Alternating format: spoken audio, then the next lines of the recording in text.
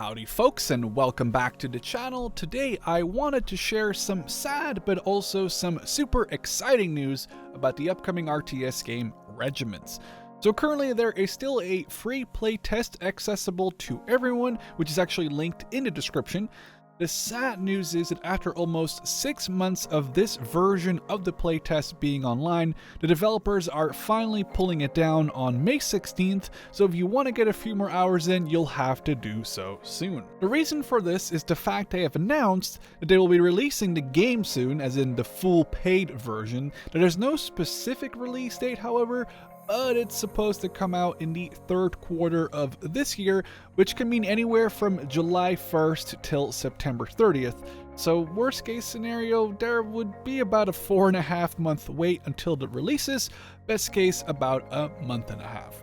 Now the playtest will go offline. They do state that when the full game releases, there'll also be a free demo to go up alongside it, which is basically a new version of the playtest with up-to-date features. This will contain a little bit of the operations and skirmish game modes, just to give you an idea of what has changed since the playtest and if you want to spend your money on the full game or not. While the Regiment's playtest was online, the developers didn't just sit there and do nothing. Quite a few changes, gameplay tweaks, as well as new features have been added, which we'll talk about in just a second. Now the current test only allowed access to the basic skirmish game mode as well as one of their operations.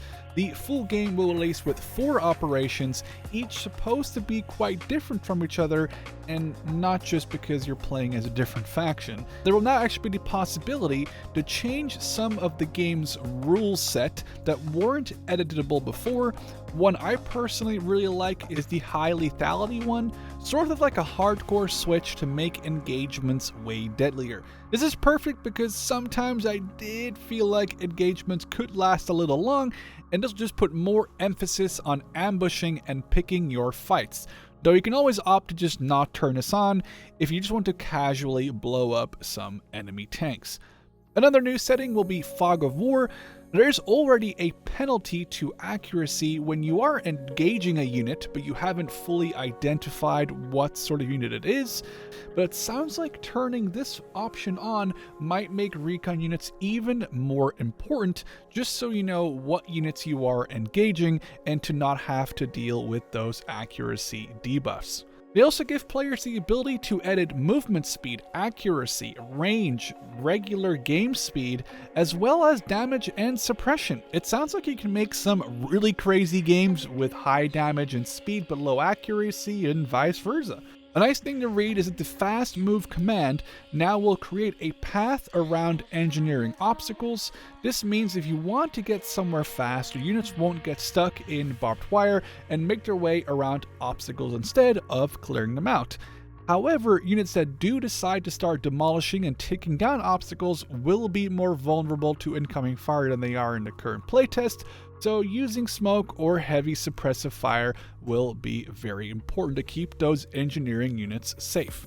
In the playtest, during missions in the operations game mode, each phase or battle would last 20 minutes. It is possible, however, in the full game to gain additional time by destroying enemy units or capturing certain objectives on the map. Now, as I explained in my in-depth look at the operations game mode video, by the way, you can find a link to that in the description, you could spend operational authority points, which is basically the currency in the operations game mode, to buy new battle groups, repair broken units, buy engineering points, etc. And one of the things you could buy with these operational authority points would be tactical aid or attack aid points, used to call on airstrikes, smoke barrages, flares, and so on. This has actually been changed. Instead of just buying the points that you then spend, you'll be able to upgrade the rate at which you passively gain tactical aid points during battles, with higher upgrades providing a faster passive gain over time, as well as lowering the cooldown time between using strikes. Now, talking about tactical aid strikes, a new tactical aid called Cluster Bomb Airstrike has also been added, and if it's anything like it was in World in Conflict, this would devastate both infantry and vehicles alike, but we'll have to see how strong it is in Regiments. may be a little less flashy than some of the other features and changes, but all the infantry weapons have now been added to the in-game's Regipedia. This way you can check out the stats for all the rifles, grenade launchers, anti-air launchers, or even ATGMs. Also, the M136 AT4 anti-tank launcher has been added to some US squads as a new anti-tank rocket. Now, we didn't get to play the 2 other game modes available in Skirmish in this playtest, but we did get to play those in previous playtests before this build. But the mobile defense game mode has been updated as well, now allowing the defender to put up engineering obstacles to make it a little harder for the attacker to try and rush certain zones with their trucks. I've actually gone over what this game mode is in the video I linked in the description.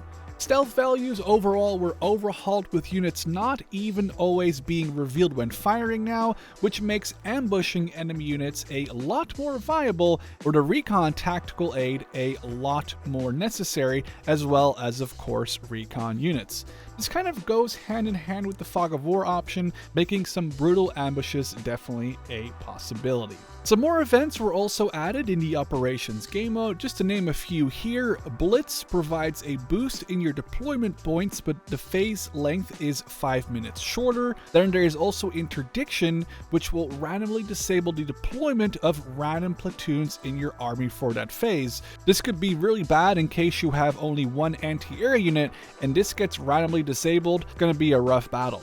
Furthermore, there's Weather Warning, which will slow down movement and make visibility a lot less predictable with multiple layers of fog all over the battlefield. There's also the possibility for a neutral wildcard event that will either add or remove deployment points, meaning you can deploy more or less troops at the start for that specific battle phase. I've been really enjoying both playing Regiments and making videos on it for you guys, especially this last one where I went really in depth explaining the Operations game mode and how it basically all worked. It will be sad that after the 16th we'll have to do without Regiments for a little bit, but I'm also very excited to see it finally fully released and have more operations with more features to check out. Especially as I've played the current available one a lot and look forward to upgrading and navigating some more complex operations with different factions.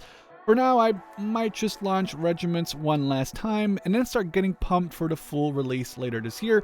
Are you going to get Regiments when it comes out? Let me know, and I hope to catch you in the next one.